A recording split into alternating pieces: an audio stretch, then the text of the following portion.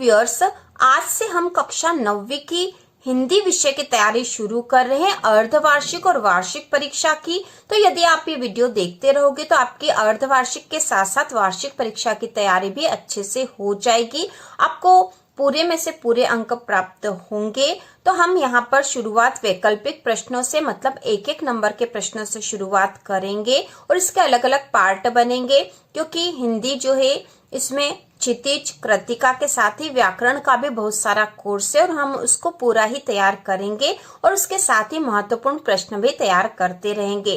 तो यदि हिंदी के प्रश्नोत्तर, सभी पाठों के प्रश्नोत्तर आपके पास नहीं हो तो चैनल पर प्लेलिस्ट है जिसमें बहुत ही आसान भाषा में सभी प्रश्नोत्तर है, आप आसानी से लिखकर उन्हें याद कर सकते हो।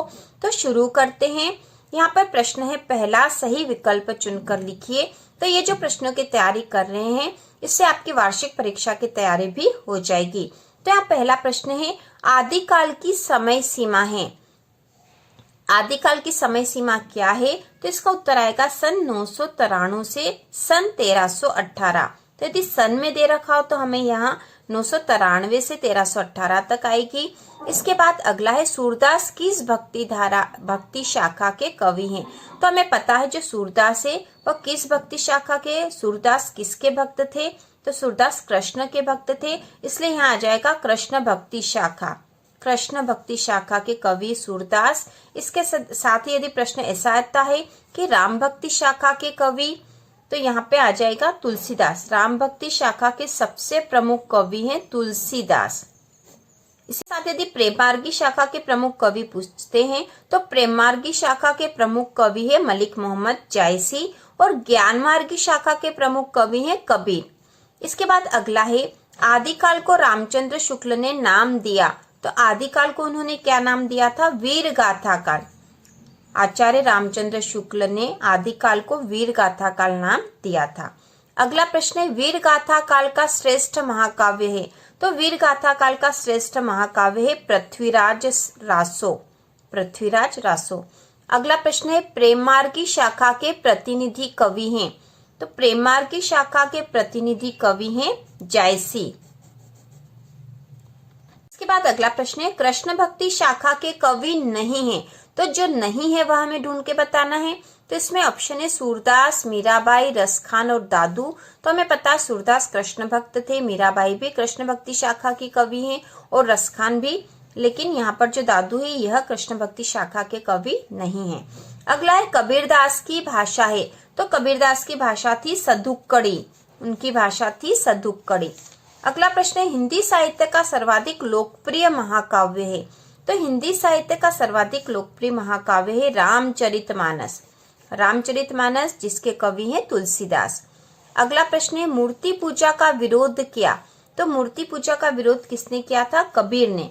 कबीर जो ज्ञान मार्गी शाखा के प्रमुख कवि थे, इन्होंने मूर्ति पूजा का विरोध किया था। इसके बाद अगला प्रश्न है, छायावाद के प्रमुख कवि हैं 4, 8, 6 या 5। तो छायावाद के प्रमुख कवि हैं 4।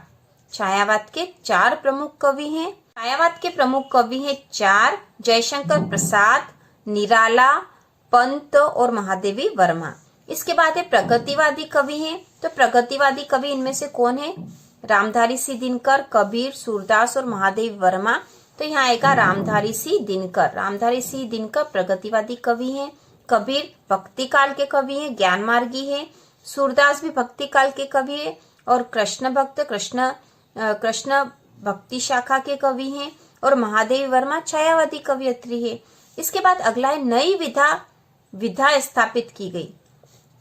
तो नई विधा कब स्थापित हुई थी? सन 1953 में।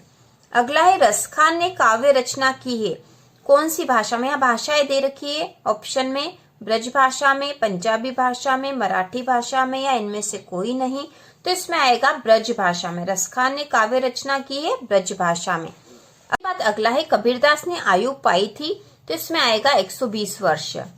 अगला है, कबीर को वाणी वेदनापूर्ण लग रही। तो किसकी वाणी वेदनापूर्ण लग रही? तो इसमें आ जाएगा कोयल की। बाद अगला प्रश्न है, स्वर्ण किरण रचना है।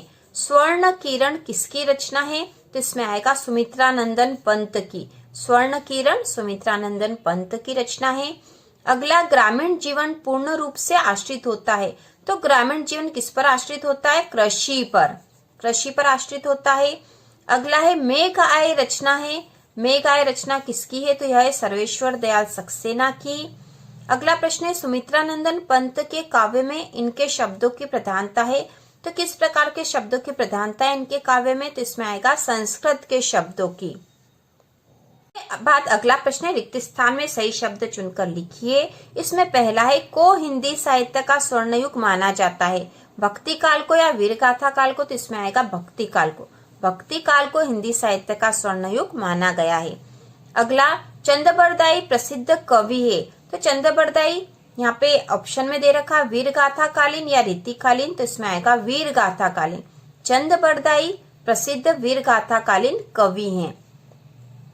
इसके बाद अगला है, भक्ति काल का प्रारंभ सन से माना गया है। तो भक्ति काल का प्रारंभ सन 1318 से माना गया है। अगला, ज्ञान मार्गी भक्ति धारा के प्रतिनिधि कवि है। तो हमने पहले भी देखा था, ज्ञान मार्गी धारा के प्रतिनिधि कवि कौन आएंगे? कबीरदास है। कबीरदास है ज्ञान मार्गी धारा के प्रमुख कवि। अगला है, मलिक मोहम्मद जायसी का बहुत प्रसिद्ध महाकाव्य है। तो मलिक मोहम्मद जायसी का प्रसिद्ध महाकाव्य है पद्मावत। पद्मावत। अगला है, ने वात्सल्य का कोना कोना झांका है।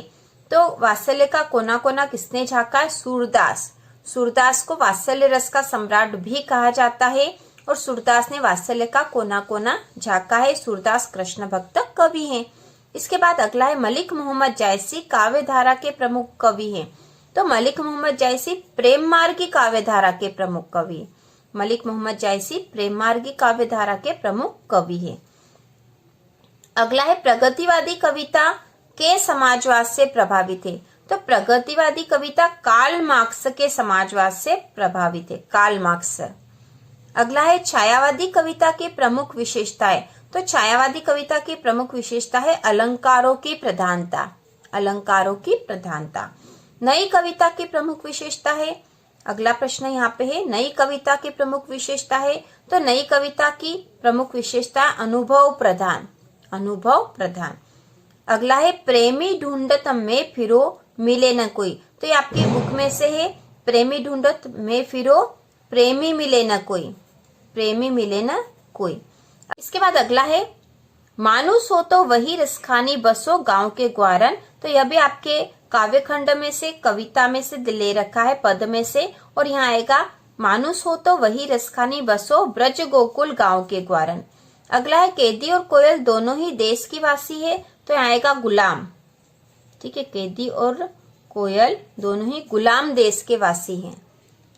इसके बाद अगला है, मखमली पेटियों सी लटकी छिमिया बीज लड़ी। तो यहाँ आएगा छिपाए। यह भी आपके काव्य में से है, काव्य खंड में से जो कविता उसमें से यहाँ पे आएगा छिपाए। अगला है, कवि ने लता का मानवीकरण के रूप में किया है। तो कवि ने लता का मानवीकरण नव विवाहिता के रूप में किया है। तो यहाँ हमने रिक्त स्थान जो है यहाँ तक देख लिया है। इसके अगले वीडियो में आगे के प्रश्न करेंगे। तो हम 9वीं हिंदी की अर्धवार्षिक और वार्षिक परीक्षा के सारे ऑब्जेक्टिव क्वेश्चन तैयार कर लेंगे और इससे हमें हिंदी विषय की तैयारी हमारी बहुत अच्छी हो जाने वाली है। तो इसी प्रकार के और वीडियो देखने के लिए कक्षा 9वीं की संपूर्ण तैयारी के लिए चैनल को सब्सक्राइब कीजिए।